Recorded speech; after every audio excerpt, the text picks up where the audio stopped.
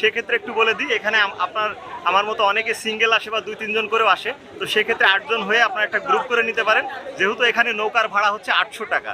So 800 টাকা দিয়ে নৌকা ভাড়া করার ক্ষেত্রে একা তো নিতে পারবেন না, নিতেও পারবেন কিন্তু কষ্ট হয়ে যাবে বা বাজেট ফ্রেন্ডলি ট্যুর সেটা হবে না। তো সে কারণেই যে আমার আশেপাশে দেখছেন ভাইরা আছে, একসঙ্গে আমরা যাচ্ছি আজকে ভোলাগঞ্জে যে মূল স্পট সাদা পাথর যে ট্যুরিস্ট স্পট, সেখানে টিকিট নেওয়া শেষ, এখন হচ্ছে নৌকা ঘাটের দিকে যাচ্ছি। আর দেখুন অনেকেই আমাদের মতো ঘাটের দিকে ছুটছে নৌকায় ওঠার জন্য। আর প্রচণ্ড রোদ, বলে রাখি যারা ভোলাগঞ্জে এই মুহূর্তে আসবেন, রোদ্রের তাপমাত্রাটা একটু বেশি।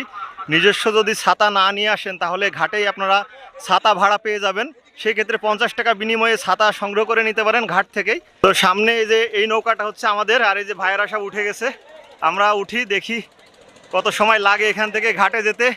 এই যে তরিকুল মামার নৌকায় আমরা উঠেছি, মামা পান খেয়ে সে একটা হাসি দিতেছে, ঠিক আছে। তো এরকম কিন্তু